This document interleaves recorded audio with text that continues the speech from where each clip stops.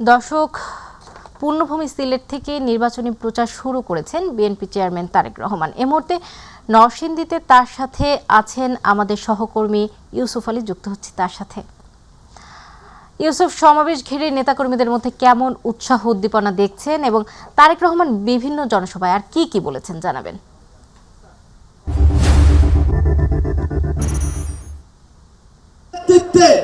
নরসিংদীতে 5টি আসন আছে, সেটাতে ধানের শীষ বিপুল ভোটে বিজয় হবে। নির্বাচনী প্রচারণা নরসিংদী একটি ছোট্ট জেলা, কিন্তু এখানে জাতীয় নেতা অনেকগুলো থাকবে। এখানে বাংলাদেশের সবচেয়ে জনপ্রিয় জাতীয় নেতা বিএনপি চেয়ারম্যান নরসিংদীর পৌর শিশু পার্কে সদস্য হওয়ার কথা, বিশিষ্ট শিক্ষাবিদ পৌর শিশু পার্কে যে সমাবেশ হওয়ার কথা রয়েছে, সেই সমাবেশকে ঘিরে আপনি দেখতে পাচ্ছেন যে বিপুল সংখ্যক নেতাকর্মী এখানে এসে জড়ো হয়েছেন। অর্থাৎ সকাল থেকে তারা কিন্তু এখানে অবস্থান নিয়েছেন। প্রত্যেকটি সমাবেশে কিন্তু আজকে একই দিনে 7টি সমাবেশ করছেন বিএনপি চেয়ারম্যান তারেক রহমান, এবং প্রত্যেকটি সমাবেশে কিন্তু বিপুল সংখ্যক নেতাকর্মীর সমাগম ঘটছে এবং তারা সেখানে অধীর আগ্রহে অপেক্ষা করছেন তাদের প্রিয় নেতাকে এক নজর দেখার জন্য। সবচেয়ে বেশি বিষয় যেটি যে তারেক রহমান যেটি বলেছিলেন আই হ্যাভ এ প্ল্যান, সেই প্ল্যানটি আসলে কি?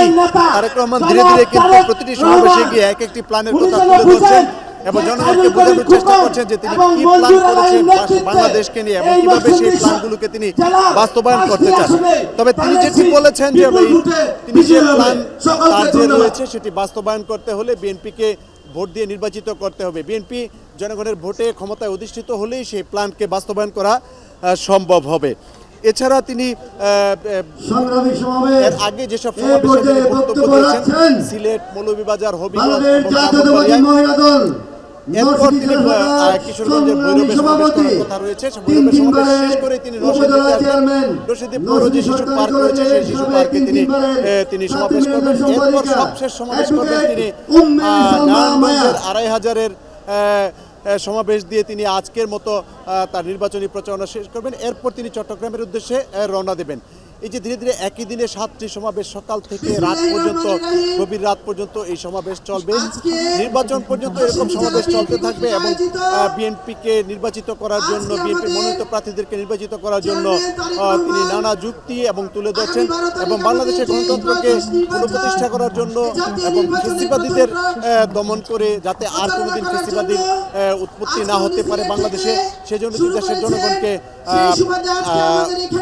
উদ্বুদ্ধ করার চেষ্টা করছেন এবং দেশের মানুষকে আহ্বান জানাচ্ছেন যে যাতে করে বাংলাদেশে যাতে আর কোনোদিন ফ্যাসিবাদ কিংবা স্বৈরাচারের জন্ম না হয়, গণতান্ত্রিক অধিকার যাতে প্রতিষ্ঠিত হয় সেটি তিনি বোঝানোর চেষ্টা করছেন। অর্থাৎ তারেক রহমানের বক্তব্য হচ্ছে গণতন্ত্রকে প্রতিষ্ঠা করতে বিএনপির কোনো বিকল্প নেই, তাই বিএনপির মনোনীত প্রার্থীদেরকে ভোট দিয়ে তাদেরকে নির্বাচিত করার জন্য তিনি আহ্বান জানাচ্ছেন। সদা নরসিংদীর পৌর শিশু পার্ক থেকে এই ছিল আমার কাছে বিএনপি সমাবেশের সবশেষ তথ্য। সদা।